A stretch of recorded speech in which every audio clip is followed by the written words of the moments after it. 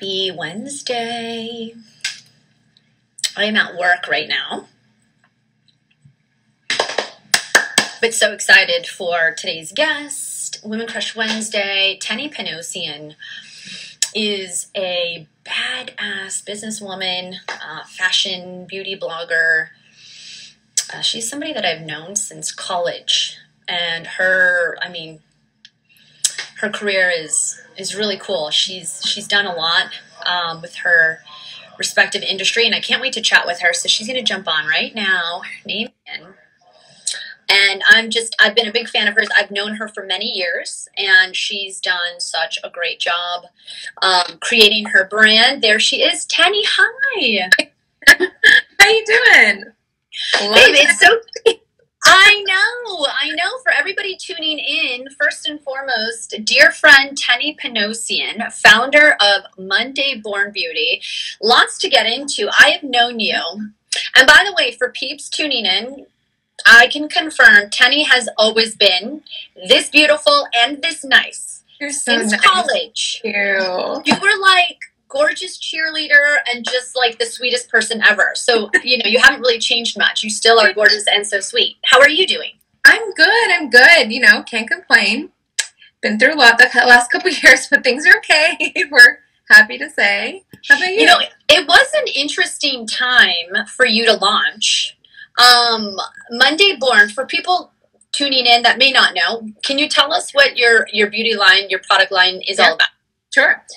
So it's skincare. So we launched with lactic acid serum, which was our very first product, and we launched right alongside with COVID. It was like the same time the announcement was made. I wanted to go into product space when I knew we could do it differently, and we offer a little bit of a different value proposition than most of the brands. One is just not overproducing. Just being really mindful about. I know a lot of brands like to do, obviously, 50,000, 100,000 purchase orders. And especially when you're talking about skincare, these products end up sitting in a warehouse or in a stock room at, Sephora and all these other retailers for sometimes more than a year.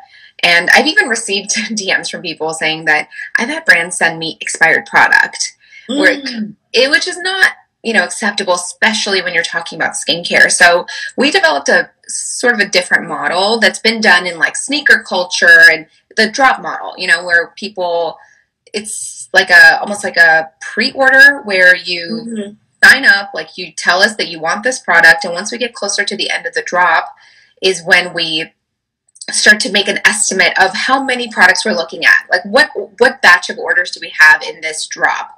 So we communicate with our lab, and that's what they send over. We do, like I said, we do an estimated number, and that cuts down on the overproduction, having to discard product that's expired, that's not sold, and it gives our customers the opportunity to have the freshest possible product. Yeah, you don't get more fresh than that. We're talking about maybe like anywhere from 3 to 5 months outside of the lab. That's not very, and shelf life is I think about 30 months, but it's really special the way we do that. But beyond that, we also invite our community to participate in the formulation process. Just because coming from my background, creating content, connecting with people over YouTube and Instagram all these years, it only made sense for me to continue that relationship. And, we choose a group of about 8 to 10 people each launch. We send them lab samples. Yeah, it's pretty great. How did you know to come? That's one of the things that I've watched your career. Okay, we went to USC together, and like I said, you were always so social and already engaging. So it was just such a natural, fluid fit to see you, be so beloved by this audience because you were getting a version of you that was very authentic and so real. And now you've launched a beauty product where you're actually, first of all, I didn't know that world that warehouses could be stocked with product that could be gone bad. And it was interesting because, you've been in the beauty game for so long. You obviously, because I was like, let's go right into what was important for you when creating it. But it's not even what's important for you. It's almost just as important for what your fans and your audience and your, you know, your listeners and the people that are big followers of yours. So what are people wanting? What are you noticing people are wanting? People are really craving transparency from brands, first and foremost. Let's like not even get to actual product. It's just talking about like the ethos of the brand and the connection that you make with people. People just love transparency. I mean, I've shared the good, the bad, and the ugly. We've obviously made mistakes just like anybody else, and I've always been really forthcoming about it.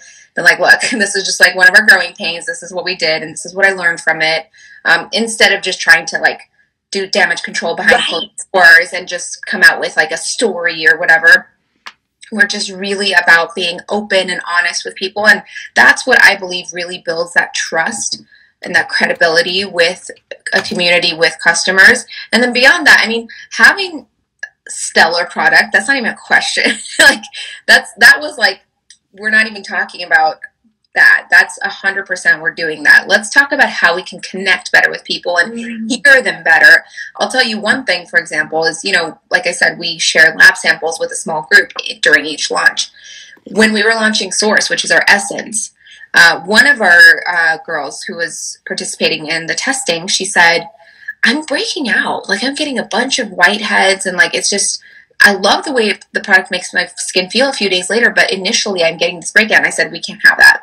Even if it was just one person in that group, I said, we got to go to the lab and talk to them. And so I got on a call with this girl individually. I said, listen, what do you know if you're allergic to anything? Are you sensitive to anything? Talk to me. Like, what? And so we had this conversation, and her name was Natalie, I remember. And she was telling me, she's like, I said, listen, are you sensitive or allergic to coconut derivative? She's like, yes. And then talking to the community, I discovered that a lot of people are actually really sensitive to coconut. They won't use product that has coconut in it because they're sensitive to it. So we went back to our lab. We said, listen, we have this issue and we have to remedy it somehow. And so they came up with an alternative. So, you know, our products now do not have coconut derivative in them, and we solved that problem. So, you know, for a customer to be heard like that from a brand, we alter the formula. And it wasn't just for her, not this one person. There's going to be cases of, you know, not everybody's going to love it, but, you know, going to the community with it, we discovered that a lot of people actually have this issue. So we're like, hey, why don't we try to fix this? Wow. But that was a priority for you in, you know, opening yourself up and your company up to hearing what the feedback really is, you know. I appreciate that so much because, like you said, I think consumers, whether it's the ingredients on their food or in their food or even in their cleaning products, we want full transparency. We do not want to be lied to. We want to know what we're using, how it works, and we want, when we're, you know, maybe not necessarily happy, we want to have feedback and communication, open lines of communication, and that's why Monday Born Beauty is amazing, babe. I'm so excited for you. So what's a favorite product, and why do you think people love this particular product? It's so funny because each time there's a launch, it becomes the new favorite. Because, I mean, again, another sort of like tentpole like mission of our brand is to only give skin what it needs. No fluff, no extras, no, you know, this seems fun and cool and aesthetically, you know, pleasing. We just want it to work for skin. But if I were to say, gosh, I have to say Source. Source, our essence, is it's like this, what I used to call the best kept secret in skincare, because not very many people were into, especially in the West, in America. In Asia, essences are big, but it took people some time to get on the essence train here. So when we first launched, people were like, I don't really know, what is this product? So I called it the best kept secret in skincare because the people who did get on board with it, they were like, oh my God, what is this? They were so blown away by, like, you don't expect an essence to do that much for your skin, but Source is actually really, really transformative. And now I can't call it kept secret skincare anymore because it's become our bestseller and everybody is about it. People like buy more than one bottle at a time, and they're just really, really, oh, hey, John. Yeah, the Source is just, my personal favorite for me is the 7, which is our moisturizer. It's like, it's the most incredible cream that I've ever used. When formulating it, I was like, I can't just do a moisturizer, like big deal. There's tons of moisturizers out there. I wanted it to do something special. I wanted to do the healthy aging. I wanted it to do the, hydrating and moisturizing and be lightweight enough for all skin types. And it's just like a magic cream. I love that. I mean, wearing as much makeup as I have to wear, and then dripping my skin like after 3 different washes. I'm like, my skin is so parched. I need we'll get you some Monday Born, and I need some Monday Born. Yes, hook me up. You might know somebody. But it was interesting because going back, you did release it at a crazy time. Yep. And you were very transparent about it. Before that, what was the reason why you were like, this feels authentic to me. I really want to launch like a skincare line. Like, why was that something so important to you? It's crazy because for years people were like, when are you going to launch your makeup line? Because I was doing makeup tutorials for so long. And as much as I love makeup, for me, it was always, I'm such a minimalist.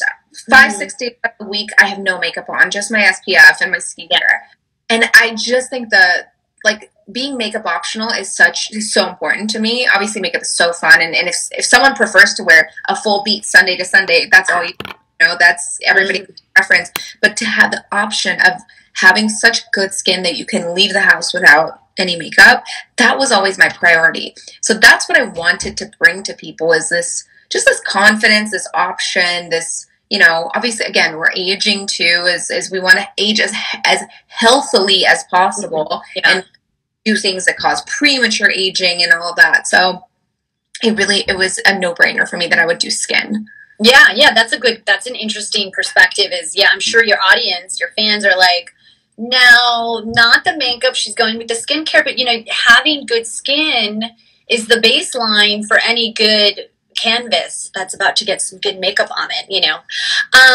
Okay, I've got to ask you, I ask this question to almost like every hardcore businesswoman that's working her tail off. Okay. Do you have like a morning routine? And are you consistent with it? And then my next question, it may also be in alignment with this. What is your self-care non-negotiable? Okay, so my morning routine. So I get up very early in the morning. It doesn't even matter if it's Sunday. Sundays, I can't even sleep past 7 a.m. It's just, I like to wake up just with gratitude. I think starting the day with just a grateful heart, just acknowledging like, wow, thank you for allowing me to wake up another day. The sky is blue. I can go outside and breathe fresh air. That's a blessing. These are all these little things that we take for granted because we can get so busy with work and hustling and competing with the next person that we start to lose sight of really what is most important in life. So that's what I really do. I get up, I kind of look out the window, I just take a deep breath, I go outside, I hear the birds chirping. I need that to start my day. I am not a coffee person. I've never been a coffee drinker. I go straight to breakfast. Like, I need to have a nice, well-rounded breakfast. I try to switch it up, but these days when it's a little busier, sometimes it's that paleo bar I just posted. But other than that, I do the skin, obviously, prep my skin, get my SPF on. Some days I wear makeup, most days I do not. If I'm shooting something, yes, obviously I'll wear makeup. But then I get right onto my computer. I come right here onto my desk. During pandemic, I got a little lazy. I did the whole laptop on my lap in the master bedroom, just we all did. Doing the WFH thing, that everybody was doing. And then I got a little bit lazy with it. I was like, no, we can't continue to do this. So I got back into my office and the bottom level, got everything organized and cleaned up, and I have to be here sitting in front of my computer in order to really get to work. Because working from home is challenging. It's very easy to want to chill and, not work quite as hard. But when I'm in this room, I'm like ready to go. I'm either in this room or in my studio where I'm shooting things. I shoot everything on my own. A lot of our brand campaigns, I shoot myself as well. So yeah, it's, that morning routine is pretty steady, but the rest of the day gets very, it's a toss up. Yeah, but you're an on-the-go businesswoman, entrepreneur. You designed your own house, which, by the way, I took some pieces from your house and applied it to my own. How You exciting. did you did a wall that had paneling. Yes, the Tudor and paneling. I did my staircase that way. I was like, beautiful. so you're, and it's interesting because we studied comm together at USC, but you've always been like design eye. Yeah. Mm-hmm. You've always been design eye. Did you, and I'm going to let you go, and then I want to find out where we can buy your products, but did you even fathom like the career that you have now when you were at USC? Like little young Teni. No, because, when we were in, and, like the comm program and then going into the master's program for communication management, which was, I think, more beneficial for me because, I don't know, undergrad is a little bit general. At the master's program, I really started to hone in on like what set me on fire. And I loved marketing. I loved brand strategy, but I really thought I was going to go corporate. I thought I'd be working for like either Deloitte or like one of these ad firms in LA, like Saatchi and Saatchi or something. Like I'd be doing advertising or consulting or something. And then, kind of similarly to what's happening right now with jobs and everything, the job market just tanked and it was really, really bad. And I said, you know what? If there's ever a time to take a risk, it's right now. So let's do it. Let's be broke for a couple years. Let's tell your family that after years of schooling and student loans that you're not going to go out and get a job. I'm sure they're happy now. They're happy now. Yes. They trusted me, and they know they couldn't even tell me anything otherwise because I'm such a hard head. Like if I want to do something, I'm doing it. But we had a couple of struggle years, but it was well worth it. And it was well worth it, and your audience, your friends, we are so grateful that we do get a piece of Teni in our lives, because you are really truly one of the most generous people I know, and you see that, you want everybody to have abundance. Yes. Yeah. And I see that with your posts. You're just a gifter of information. People to get Monday Born Beauty, how do they get it? Just exactly what you said, mondaybornbeauty.com. Okay. We've got an active drop right now that ends on Friday. So, now's a good time to head to mondaybornbeauty.com. Okay. We'll post the link and everything. But Teni, it was so good to see you, my girl. Yeah, I'm so happy we chatted. Thank you for having me. Thank you for jumping on. Let's get lunch soon. Yes. And keep killing it. Thank you so much. You too. I will see you soon, I hope. Bye. Bye, girl.